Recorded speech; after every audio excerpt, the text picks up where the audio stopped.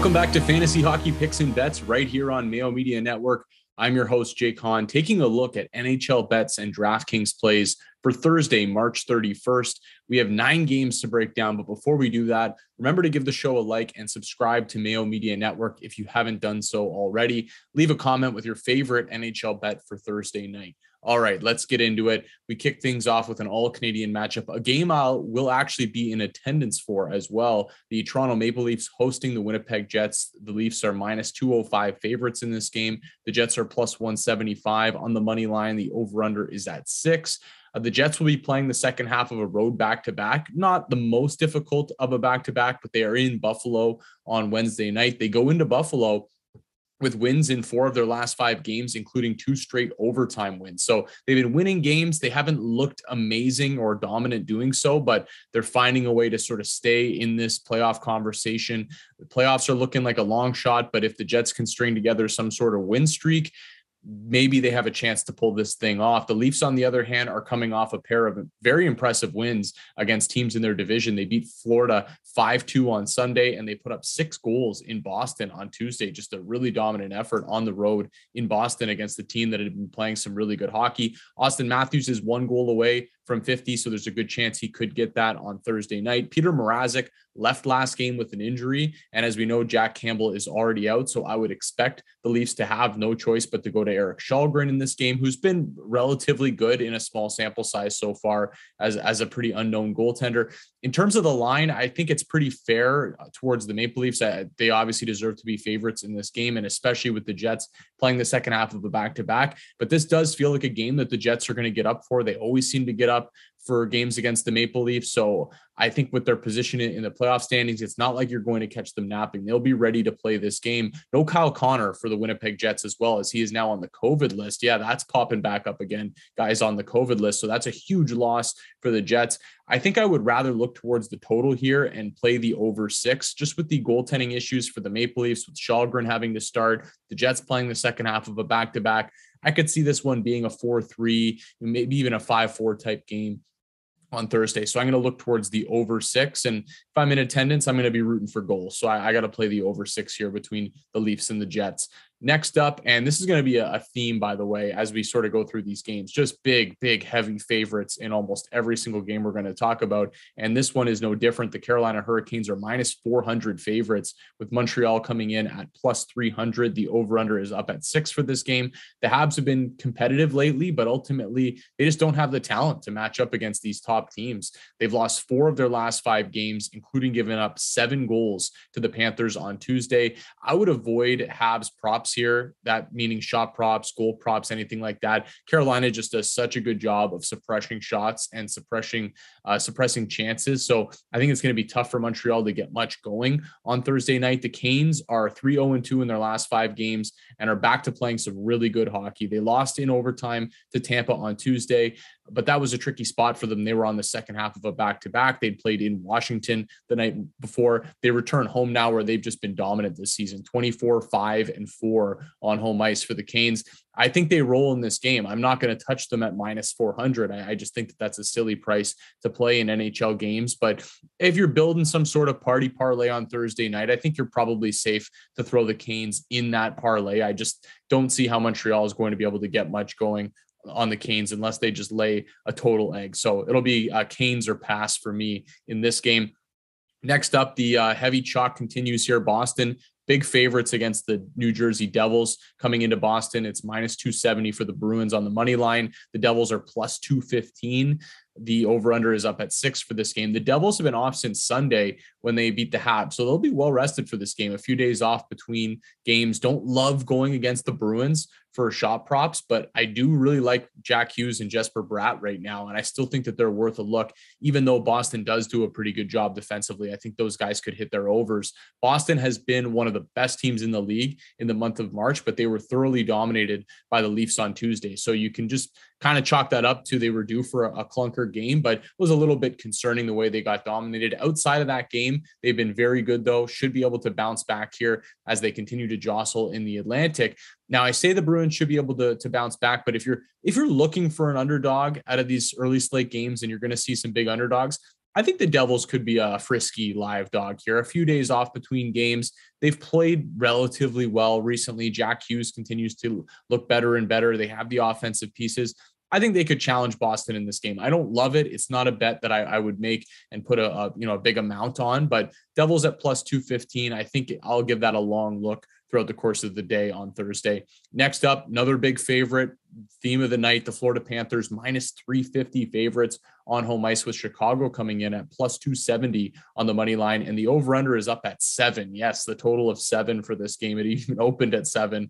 Odds makers not messing around with Florida Panthers totals or Blackhawks totals for that matter. Chicago has blown back-to-back big leads. They gave up a 3-goal lead to Vegas on Saturday, and they let a 4-0 lead slip away versus Buffalo on Monday. They've been playing very loose. They've got a lot of young kids in the lineup, hitting the over in most of their games lately. They've given up 22 goals over their last 5 games. The Panthers just seem like a nightmare matchup for a Blackhawks team that can't keep the puck out of their net. They've won 4 of their last 5 games and are coming off a 7-goal performance against the Habs. Claude Giroux has fit in nicely as so far as expected. Tricky for shot props though, the Panthers, if you've been following them recently, they're just so deep and they have so many different guys that can sort of have that big night that you've got like 6, 7, 8 guys that you all think could hit their over. Now, not all of them are going to get there, although Florida does have games where they can throw 45 to 50 shots on net and a bunch of guys can hit it. Giroux and Huberdeau have been good for me lately. I think their prices are pretty fair for their over 2.5 props. So I would look to those guys. You could go so many different areas with it though. Bennett, Reinhardt, Duclair, even Verhaeghe. Some of these guys have good chances and good spots to hit that over, but I would lean towards Giroux and Huberdeau before I would go anywhere else. For this game, I think the Panthers are going to roll. I think you could actually play the over 7. I mean, it is feasible. I'm just not going to get there to have to hope for 8 goals in a game. I think there's other plays that I would rather make with these totals starting to catch up. So Panthers win, they roll in this game. We'll move on. The next game, we got a rematch. Actually, it's the New York Islanders hosting the Columbus Blue Jackets. The Isles minus 190 on the money line. The Jackets plus 165. The over under is up at 6 for this game. Rematch of Tuesday, like I said, when the Isles beat the Jackets 4-3 in Columbus. The Jackets have actually lost 4 in a row now, but they've been close in each of their last 3 games. Zach Werenski missed the game on Tuesday and is being called day-to-day, so he may be back in for this one, but that's a big name for Columbus. The Isles have played really well in the month of March, one of the best teams in the NHL. And Brock Nelson seems to score every single game. He's just been money on the shot prop, even the goal prop lately. Semyon Varlamov started Tuesday's game and won, so I would expect them to go back to Ilya Sorokin here. I think you could play the Jackets if you're looking for a live dog here, plus 165. I understand the Islanders have been playing well. I like where their game's at right now. But I think beating the same team, playing the same team twice in a row, oftentimes we see that team that lost the first game come back and win the next game. And I think Columbus is feisty enough to take a stab at the plus 165. So that's where I'll be going with this one. Probably play some shot props, go back to Brock Nelson, maybe Bjorkstrand, even Gus Nyquist, who usually sits at over 1.5. If you can catch a sneaky Nyquist shot prop, he has actually been quite good going over that 1.5. That's been something I've been riding lately on the Columbus side of things. Next up, we've got probably the best game of the night. We actually don't have a huge heavy favorite in this game. The Minnesota Wild are minus 120 favorites, light favorites on home ice, with Pittsburgh coming in at plus 100 on the money line. The over-under is up at 6.5 for this game. The Pens are entering a really tough part of their schedule as they play a home and home with Colorado after this, and then they go to MSG to face the Rangers, who've beaten them twice recently. Outside of those 2 losses to the Rangers, the Pens have been good, though. I mean, they put up an 11 spot on the Red Wings over the weekend, so it's been a weird sort of up and down last week or so for the Penguins. One of the best road records of note here in the NHL, 21-8-5. The Pens have been really good away from Pittsburgh this year. The Wild, on the other hand, have really turned things around. 7-game win streak coming into this one. Cam Talbot has been on a heater between the pipes, and Marc-Andre Fleury has won both of his starts since coming over via trade. One guy to keep an eye on, and he's no secret name here, but Kirill Kaprizov has been money with goals in 4 straight games, going over his 3.5 shot prop in 6 of his last 7 games. So you're starting to have to pay a little bit of juice for that over 3.5, but Kaprizov has been absolute money lately. This is a tough game for me. I really think you can make a strong case for either side. Pittsburgh's going to want to bounce back after a couple losses recently, and they haven't exactly been playing their best. So getting plus money with the Pens, I could see why some people would go there, but tough to fade the Wild right now. 7-game win streak. They just seem to be rolling. They've been really good on home ice this year. So if I had to give a lean here, it would be towards the Wild at only minus 120. I think that's a pretty fair price to pay for them on home ice here. So I'll continue to ride with the Wild if I play anything in this game. Next up, we're back to heavy favorites here. The Colorado Avalanche minus 320 on home ice, with the Sharks coming in at plus 250 on the money line. The over-under is up at 6.5 here. The Sharks will be playing on the second half of a road back-to-back as they're in Arizona on Wednesday night. They've actually won 3 of their last 4 going into that game against the Yotes as well. Logan Couture is also expected to return to the lineup on Wednesday, so I'm assuming he'll be in for this game as well. James Reimer is getting the call on Wednesday night, so the Yotes will go to the Sharks, will go to Capo Kakinen here as Reimer gets the call against the Yotes. The Avs lost Nathan MacKinnon to a hand injury, and there is fear it could be serious, although he has been practicing. He's been working out, so it doesn't sound like it's going to be long-term, but long-term, it wouldn't be a concern for me. Short-term, I'm not worried about this team whatsoever. Even without Nathan MacKinnon, they are absolutely loaded, and Big Val Nichushkin continues to get huge minutes and be one of the more underappreciated players in the entire National Hockey League. So I still think the Avs are fine, even without Nathan MacKinnon, if it is for a short period of time. And I think they roll in this game. They're coming off a nice win against Calgary a couple nights ago. San Jose is going to be playing the second half of a back-to-back. I just think they're going to be outmatched in this one by the Avs. So if you wanted to take the Avs puck line, throw them in some money line parlays, I think they roll in this game, even with no Nate in the lineup.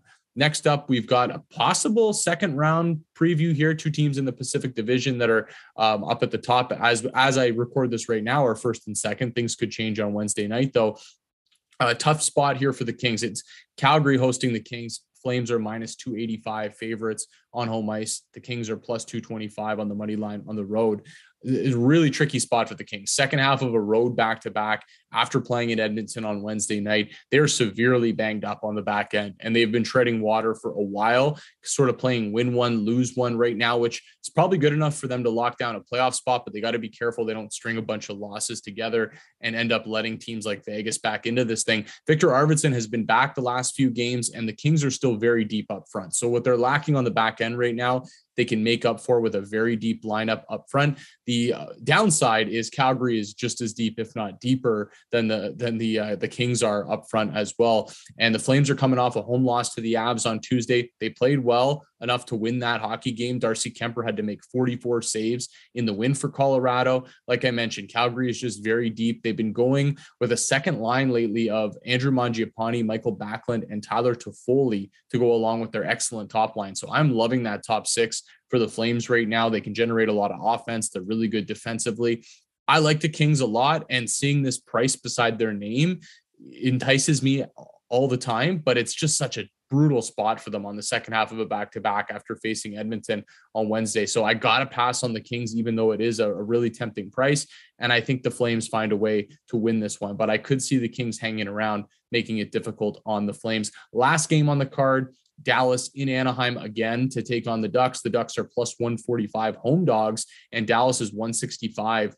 Minus 165 on the money line. Same time, same place as their game on Tuesday. So we just saw this exact matchup.